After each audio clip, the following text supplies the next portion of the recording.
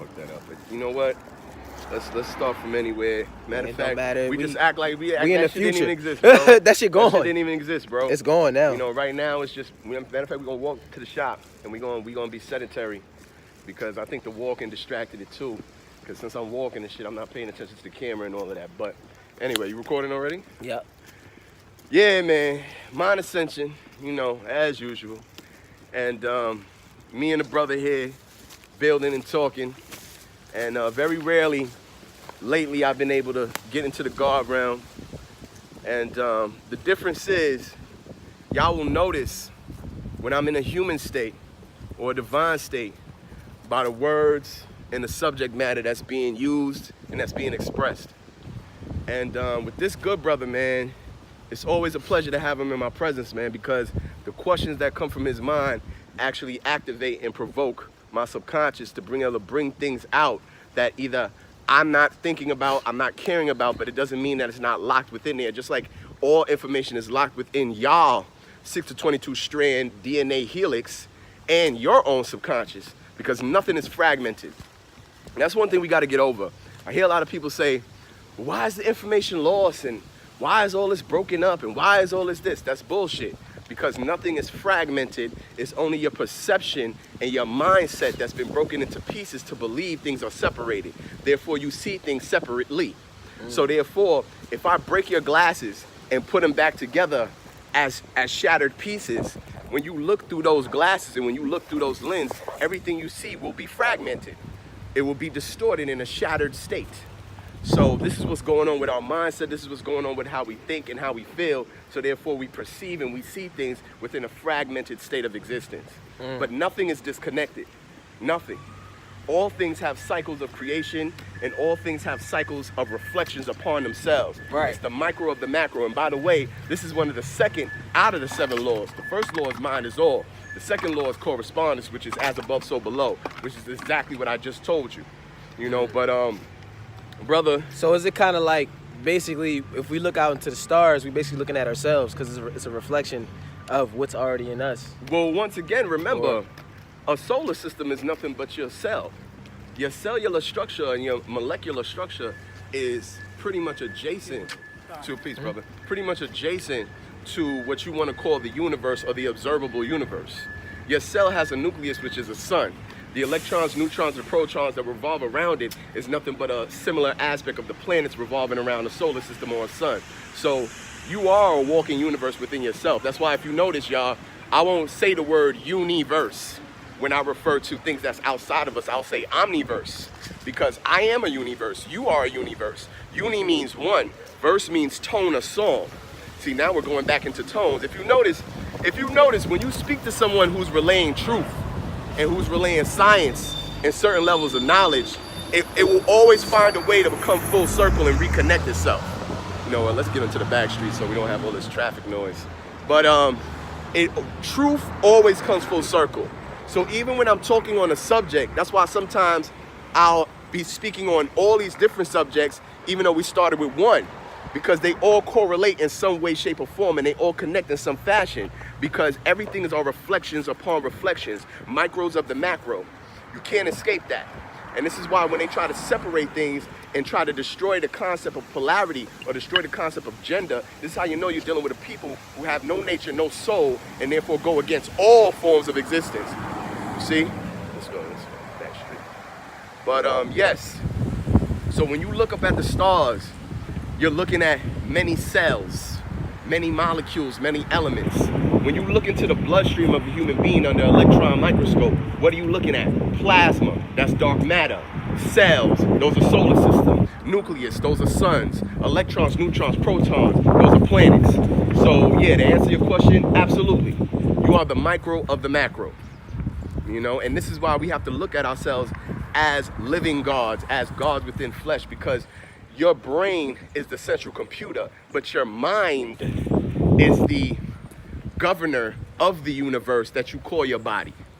And beyond that, to be honest with you, because your mind expands beyond your physical body. Your mind is connected to all minds in existence right now. We are within mind right now as we speak, to be honest with you. So it's one mind? It's one mind. Literally one mind. And here's how you can prove it's one mind. the fact that we're all psychic to some level of ability, especially if we decide to practice it and get our body to a state in consciousness to where it vibrates on a similar frequency of anybody else. Because you're not playing a guessing game with somebody's mind and somebody's thoughts. You're connecting to their mind because their mind is not disconnected from yours. So when I read somebody's thoughts, or when I think of someone and they call me right away, all I'm doing is seeing within the same scope that their mind is in as well. So we're not separated. But what happens is when I believe that I'm separated, when I believe that that's mumbo jumbo, when I believe that that's pseudoscience, when I believe that there's no such thing as a psychic, when I believe that you can't be an empath, then guess what? I shut off my mechanism and my conductor or my emitter or transmitter, which is my brain, the physical aspect, and my mind, which is the envelope of all existence connected within one. The brain is nothing but the central antenna that allows these things and vibrations and electromagnetic energy to be transmitted through your physical body. But that's all it is. The mind is the envelope of all these things. You know what it's like? It's like when your ancient ancestors would take the Ankh and take the Uas, which was called the key of the Nile, and they would put them together, or should I say the scepter, and they would put them together, and one would be able to pull ions out the air, and the other would be able to emit those ions once they were absorbed into the Ankh or into the scepter.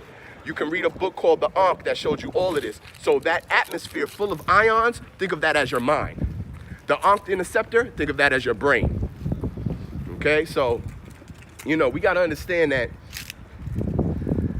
the aspects of our anatomy, our biology, our central nervous systems, our neurons in our brains, all these physical things that Europeans want to teach you, but then completely lack and keep void the polaritive aspect, which they think is not real.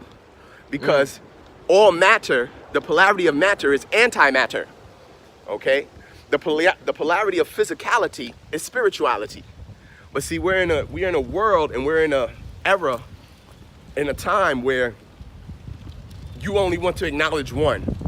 And when I bring up the subject of the one that's the polarity of the other, you want to pretend like it's pseudo, like it's not real. You see what I'm saying? But there's things you deal with on a daily basis that you can't necessarily see. You deal with elements you can't see. You deal with air that you can't see. But you know it's real and you know it's there because you've used physical instruments to prove that it's there. So until that physical instrument is produced or created, you don't believe nothing.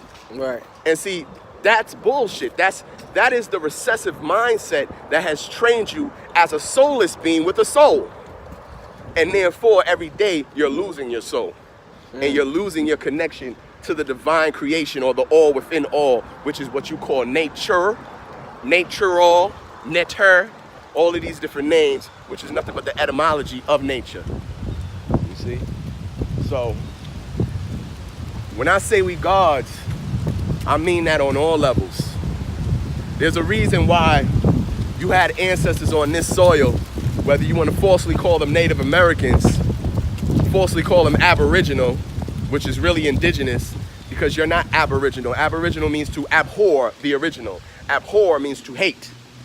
So when I call myself Aboriginal, I'm actually saying that I'm not the original. So the so-called ones that you call Native Americans with the slanted eyes and the 6 ether hair, those are Aboriginals, but you are indigenous.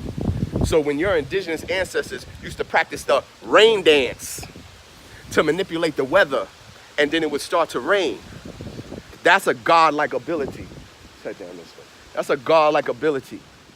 You see, and we understood. We didn't need instruments. The Dogon didn't need instruments to know the elliptical orbit of certain star systems in Sirius B and know where they came from. They didn't need instruments for that. But then when the recessive came around and judged them upon their lack of instruments, they called them primitive, but yet they still wasn't even up to their level of science of the solar system that the Dogons were. So who's the primitive one? I remember there was a scene in Black Panther where they're driving behind, I guess, I don't even know where the people was from. I think it was from Ireland or something, but the white gangsters. And they got all these big high-tech machine guns. Right. And they're shooting at the car. Right. And, you know, the two warrior queens is in there like, huh, guns. Right. So primitive. Yeah. You see what I'm saying? They're not even making a dent. Because instead of, we had a mindset where instead of creating an atom bomb to blow up the whole goddamn planet for no goddamn reason, we created the aspect to where we could manipulate the different atmospheres or the ions and the atoms within the what you call air and create an actual what's the word I'm looking for? Not a biosphere, but Like a dome. a dome, but I want to use the correct word. Like, what they say, Wonder Woman, she has a thing that goes, she can create a sphere that can protect her. But it's the same concept. So instead of looking for destruction, I create the most advanced aspects of defense. That's the difference, what I'm trying to say.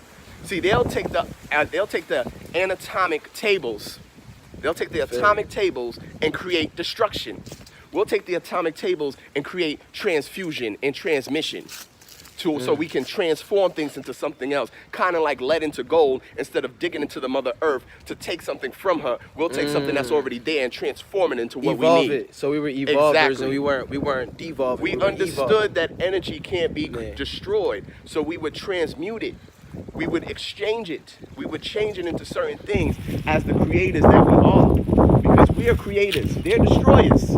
They can't help it. They destroy everything. When they want to learn something, the first thing they do is they dissect it. What is dissecting? You're slicing something into pieces. So you can learn it better? No, you learn it better while it's alive in this environment. You don't take a lion out of the prairie, put it in a cage in a laboratory, and tell me that the lion is aggressive. You don't do that. The lion is aggressive when it's hunting for its prey. But the lion's nature is not purely aggression. You see what I'm saying? So you don't get to take natural things out of their natural environment and judge them based on their captivity. And that's why we are captive in our human state.